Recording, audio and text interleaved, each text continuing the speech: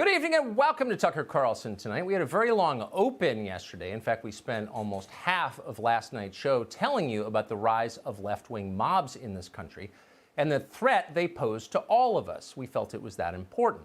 We told you that no matter what they're claiming on television or how loudly they are claiming it, their main goal is power. It always is. In order to seize that power, they will do literally anything, whatever it takes. They'll silence you, they'll hurt you, they'll burn your country down, and they're doing all of that now. You're watching it. So the question is, how should you respond to this? And the answer is with courage. You're an American. You live in a free country. You have nothing to be ashamed of. You don't have to apologize for crimes you did not commit.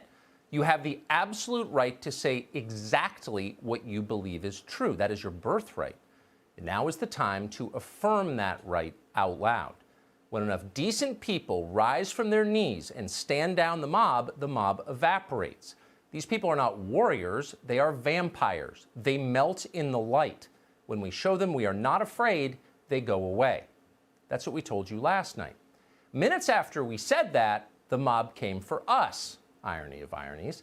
They spent the last 24 hours trying to force this show off the air for good. They won't succeed in that, thankfully. We work for one of the last brave companies in America, and they're not intimidated. We're grateful for that. But the whole thing did get us thinking that we should be more specific about who this mob is and what they're doing. Who are the people trying to take over your country, cancel your rights, eliminate our centuries-long tradition of tolerance, yes, tolerance, and of free expression? And the truth is, we often don't know their names. They're mostly faceless political agitators who exist primarily online. They're trolls who thrive on cruelty. And yet suddenly they have immense power over all of us. Weak leaders now reflexively bow to their demands, no matter what those demands are. Why is that? What's changed? Well, that's a much longer conversation. We probably ought to do an entire show on that topic. And if the news ever calms down long enough to think in bigger terms, well, we will do that. But for now, it's enough to say that the country's defenses have been badly weakened by decades of relentless propaganda, all of it designed to make us feel that we have no right to stand up for ourselves, to stand up for our country. We are too sinful to resist. We deserve whatever we get. Shut up and take it, America. We could spend days showing you examples of this, but here's just the very latest. It's from CNN over the weekend. Oh. Yeah, I'm bringing this sign to the protest at the community center later. Oh. They look upset. Are the protesters sad? They are sad and upset, and they have every right to be, Elmo. People are upset because racism is a huge problem in our country. Across the country, people of color, especially in the black community, are being treated unfairly because of how they look. It's a children's show. Got that, Bobby? America is a very bad place, and it's your fault. So no matter what happens, no matter what they do to you when you grow up, you have no right to complain. That's the message, and it starts very young. Where does it end up? Exactly what we're finding out. Here's where it ends up. Alexander Katai is a Serbian soccer player who, until the other day, played professionally for the Galaxy in Los Angeles. Last week, Katai's wife posted criticism online of the looters she was watching wreck Minneapolis. A lot of people felt that way. Katai's wife wrote in Serbian, which she speaks, and yet someone noticed them anyway and then attacked her for writing them. She deleted the post very quickly, but it was too late. Now, we should be clear that her husband, the soccer player, may not even have known that she wrote the posts. His wife was in Chicago when she wrote them. He was practicing with his team in Los Angeles, but it didn't matter. Protesters dutifully arrived at the stadium to call for his firing. So the management of the LA Galaxy forced Katai to apologize for his wife and then to denounce her. Denounce his own wife. Then they made him endorse Black Lives Matter, which he did, and then they fired him anyway, and then they attacked him on his way out for something he didn't even do and may not even have known about, that was written in a language almost nobody in America understands. That's what happened. The team's president, Chris Klein, sounded pleased by the whole thing. Quote, "In the end," he said, "we have to look at what the club stands for and who we are." Who we are. It's a good question, actually. Who are we? Well, at this point, we're becoming North Korea. We now believe in blood guilt. We punish people for the sins of their relatives. We don't allow individuals to have private thoughts. We hurt anyone who disagrees with orthodoxy. We demand that the innocent plead guilty to things we know they didn't do, and then read their confessions in public to prove they've been re-educated. And then we brag about doing all of this. Obviously, something terrifying has descended on America, and it's easy to see if you stand back what has happened. Terrible ideas suddenly have free rein. Why? Because no one pushes back. Those ideas are met with supine weakness. You've seen it happen 1,000 times. Some professional activist says something crazy and destructive because that's what professional activists do, always. Defund the police! What's changed, what's brand new, is that no one in charge has the stones to disagree. So the rhetoric gets even crazier and more destructive. Kill the police! Okay, what next? UCLA is now investigating a professor for the crime of reading Martin Luther King's letter from Birmingham jail out loud. Meanwhile, also at UCLA, another professor called Gordon Klein is under police protection tonight. What did Gordon Klein do wrong? Well, when minority students asked to be exempted from final exams after George Floyd died, Klein refused. He said, everyone of all colors has to take the exam. UCLA immediately suspended him. Students threatened to kill him. Now, Klein has police cars outside of his house. All of this is happening right now in America. The question is anyone defending these guys, defending the right to give exams or to read Martin Luther King out loud? Well, probably not. No one's defending anyone anymore. It's every man for himself. Meanwhile, the worst ideas, the ones that could harm all of us, are growing in power. Last week, the cosmetics company L'Oreal announced it was hiring a black transgender model called Monroe Bergdorf. Bergdorf will sit on the company's newly formed Diversity and Inclusion Advisory Board. Bergdorf had worked at L'Oreal before, if you follow fashion, you know that, but got fired 3 years ago for writing this specifically addressed to white people. We're going to quote from it. Quote, "Your existence, privilege, and success as a race is built on the backs, blood, and death of people of color. Your entire existence is drenched in racism. Racism isn't learned, it's inherited, and consciously or unconsciously passed down through privilege. Once white people begin to admit that their race is the most violent and oppressive force of nature on earth, then we can talk," end quote. Now, Monroe Bergdorf got canned for writing that. L'Oreal announced that crackpot racial theories were contrary to, quote, diversity and tolerance toward all people, irrespective of their race. That, of course, is true. Or it was true. It's not true anymore, apparently, at least now at L'Oreal. L'Oreal has apologized for ever supporting tolerance and diversity and has now rehired Bergdorf. The idea that racism can be inherited and passed down is now consistent with L'Oreal's Black Lives Matter-inspired HR policies. Some employees there must be worried. We should all be worried. This is terrifying. We should fight against sweeping racial attacks like this with everything we have, not because we're sympathetic to the specific group they're going after, but because it is wrong, always, no matter what, no matter who the target is. No child is born evil.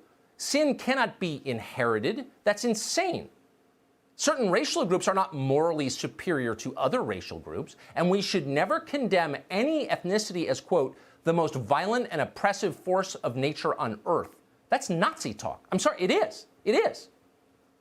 Today, the left has singled out one ethnic group to hate and punish, but tomorrow, it will be another ethnic group. Bigots never stop with just one. And it will be every bit as wrong when they do that to other people as it is wrong now, because it's always wrong. We have an entire monument on the National Mall in Washington dedicated to the idea that in America, citizens are judged by the content of their character, not by the color of their skin. We don't always live up to that ideal, obviously, but it's got to be the ideal. If we give up on that, if we stop trying to treat people equally under the law, all people, all Americans, all citizens, then we're done. At that point, this country is simply a collection of angry tribes, and violence is inevitable. That's where we're heading tonight at very high speed. Democrats are thrilled as they watch it. They believe they can win the November election by inciting tribalism and division, and maybe they can. But what then? How do you put the country back together? Republicans have a moral duty to defend us from this, to stand up now, right now, when it counts for America's highest and most important ideals. This, right now, is the crisis that we all sensed was coming. This is why we voted for them. When it really mattered, they promised, they would fight to keep this country from falling apart. Well, now the crisis is here, and they're not even trying. Mitch McConnell is the most powerful Republican in the Congress. He runs the Senate, and that's the one chamber Republicans still control. So what did Mitch McConnell, the Senate Majority Leader, do today as American society began to unravel? Mitch McConnell did not defend the country, much less defend you. He read talking points that Nancy Pelosi could have written and that benefited only her. Many Republican senators did that today.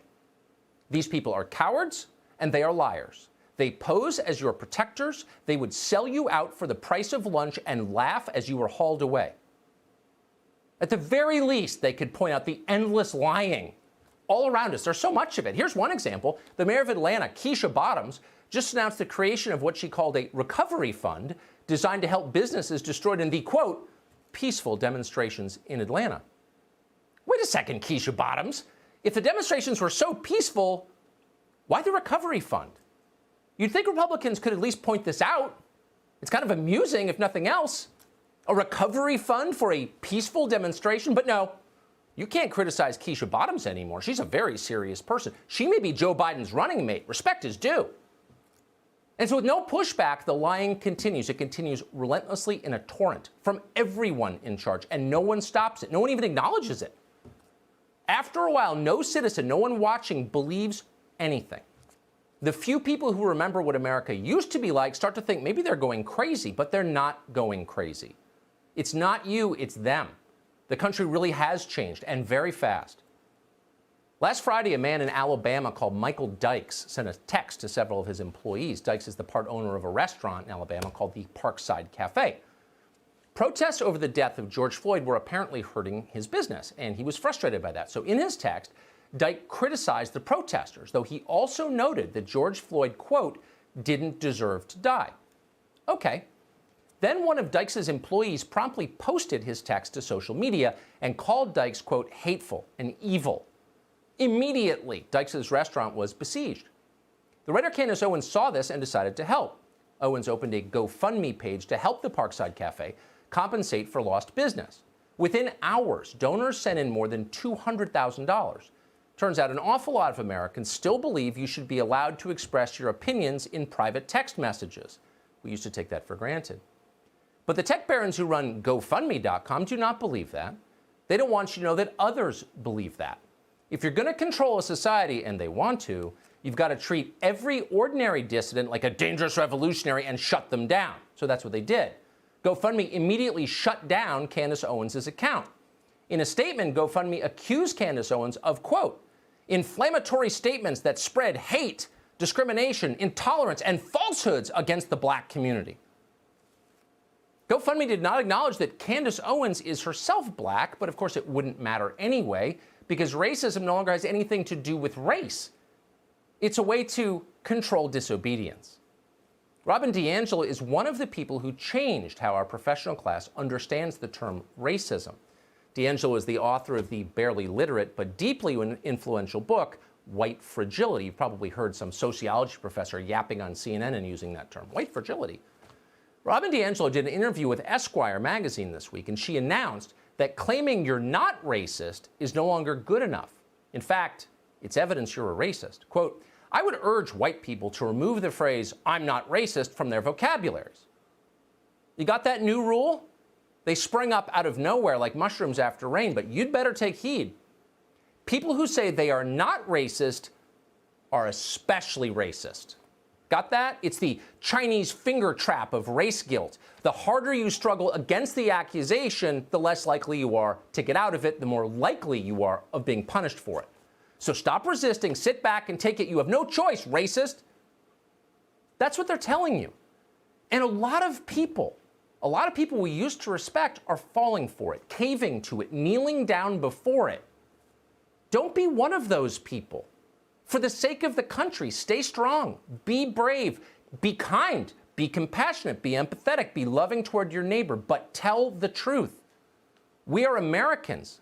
That is our right, and right now, it's our duty.